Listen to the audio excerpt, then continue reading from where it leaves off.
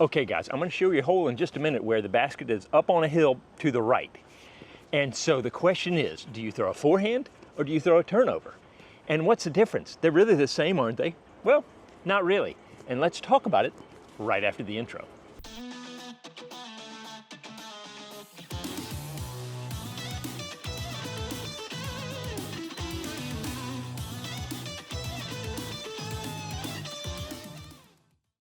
All right, so in my genius move, I thought I'd come out here and show you a hole that's going to exemplify what I'm going to talk about.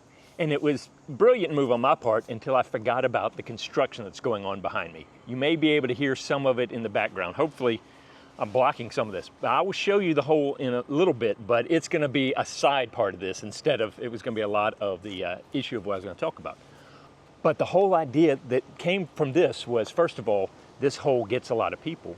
But also I was watching the Idlewild tournament this weekend, and there was one hole in particular, and I think it's number 5. I'll have to go put it down here because I totally blanked out while I'm thinking about this. And it was about a 258-foot shot that went down the hill and then broke back to the right.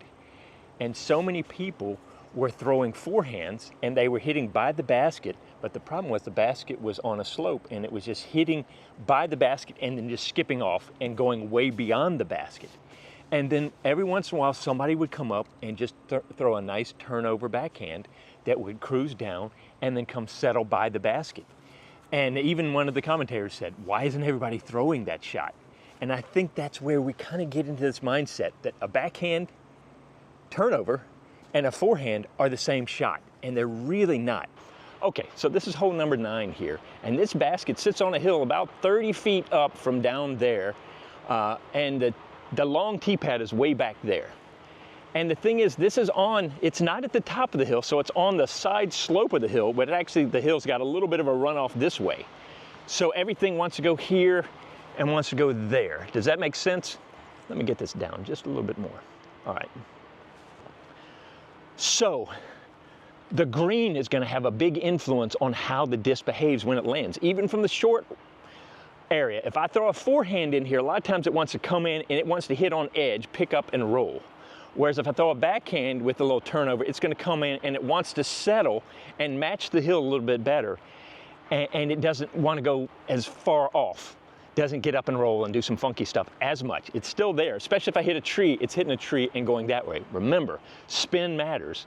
And so sometimes it's good if it hits the ground how you want it to, and it's bad when it hits a tree and you don't want it to.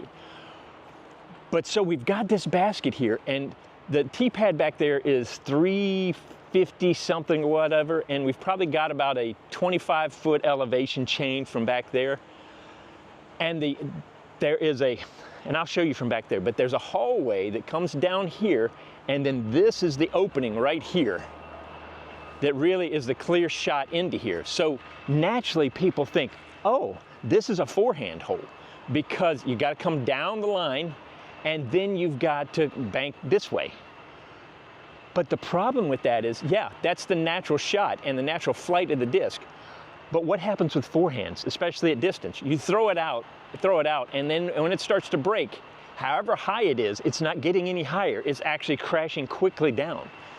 So in order for you to reach this basket, you need to be up in the tree canopy, way up high, to get the distance. And the problem is the canopy will not let you do it.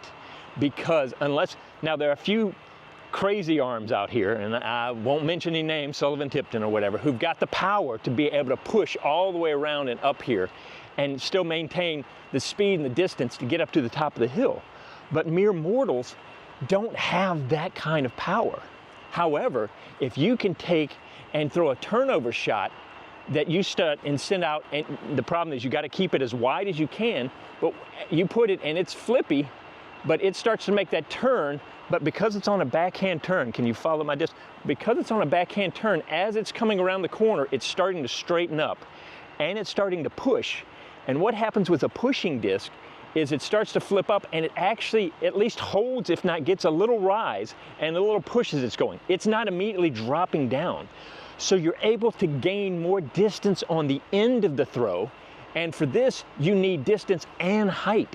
So really about the only way to have a chance of getting to the basket is to throw a turnover backhand that makes the corner, starts to turn, and starts to flip up to hold and ride to get to the basket. To be honest, I've only birdied this hole a couple times, and the only time I've ever gotten close was with the backhand, because the forehands, I just don't have it. And most of the folks around here don't have it. There are a few that do, but they tend to hit down in this section down here and then make a long putt up because they're not getting to the basket. And so this is kind of an extreme example, but it really shows how understanding how the disc flies and how it's going to interact with the flight and the ground can make you be a better player if you understand all the dimensions of the throw and the landing. Does that make sense? Having the choice in deciding, okay, I can play a safer shot, because let's face it, the forehand is a safer shot. Just throw it down here and let it crash somewhere down there and then throw up. It's a tough par 3 when you do that, but at least you're not going down into the Grand Canyon down there. Whereas a more go for it and a little bit more risky play is to try to crank that turnover backhand around here that comes all the way around here. You've got to decide which one it is. But at least you now have the knowledge to understand the difference between the two, so that you've got a weighted decision that you can go, yeah, I'm gonna play it safe, or I'm going for it. Let's face it, sometimes in a tournament, league, or whatever, you go, I'm going for it.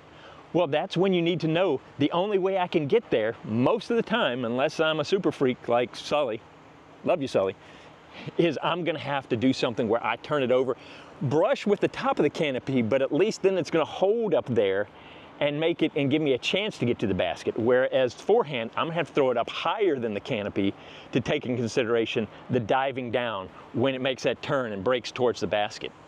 And so that's kind of what I want to give you, this whole idea of understanding the flight characteristics of your disc, both forehand and backhand. Understanding what they're doing is gonna be the knowledge. As Schoolhouse Rock used to say, knowledge is power. You understand and you can make better choices because of it. All right, let's go check out the tee pad in the noisy section. All right, thank you, Bill, for that question. Yes, we have found the body of Jimmy Hoffa. They're digging it out right now. It's pretty loud out here, but hey, welcome to disc golf. No, so, yeah. So there's hole 12. That used to be the end of hole 12 and hole 13, but that's what's going on right now. We've got some serious construction going on, so I'm gonna keep this brief down here. So here's the hole from 9 long. So you see, this is the gap right here. And you can see how, especially now in the winter, it gets a little bit better, but during most of the year, the canopy is pretty low. So even if I throw a drilling forehand, I've only got this much height to throw it. And that's not even high enough to get to the basket. So anything I throw is gonna have to cut in and start diving down to the right. Whereas if I can take and turn a forehand and just miss those trees up there, I can get it about to the height of the basket and push and let it fight and glide and hopefully get a little carry to the top of the hill. But the other thing I forgot to mention is, because of the direction of the hill, when that disc comes in and the spin, it's actually gonna hit and try to climb up the hill, whereas the forehand's gonna hit and try to dig and go to the right. Okay, it's too loud. Let's walk this hole so I can show you. So you can see how the canopy really does influence how high you can throw this disc. And once we get right up here, the basket is still, we've got a little rise here and then we're gonna drop down, but the basket is still probably 15 feet above me. So that means I'm literally at the top of this, at the bottom of this canopy right here.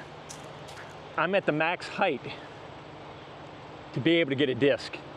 And so I can't carry a disc that high through that gap and maintain that height all the way there with the backhand. I'm sorry, I got that backwards. With the forehand. But with the backhand, I'm coming through and I'm trying to just miss that top of the canopy, but it's coming around here and it's turning and fighting and it's trying to straighten back up. And you're gonna see the basket coming up right through those trees. So any forehand, remember, it's coming out and once it starts banking, it's not gonna keep pushing unless it's a real flippy disc, which is the other option, but even that will still, as it makes that break, it's gonna push, but it's still gonna be dropping back this way. Does that make sense? It's going to want to be fighting into this cove right here, which is not a bad shot. So many of the shots end up here. As a matter of fact, in that little ditch right there is where they like to collect. But if you have to try to get all the way to the basket, your hope is something out here that pushes and late flips that comes through here and is maintaining that elevation as it's settling out, and it's trying to hit the hill with this kind of action versus this kind of action. Does that make sense? I'm trying to visualize it for you. The disc is coming in and it's hopefully it's curving, but then it's starting to flatten out. And so the inertia is rising it up a little bit, but it's coming in and hitting the hill. Because remember, the hill's like this. It's hitting the hill, trying to dig up the hill, skip up the hill.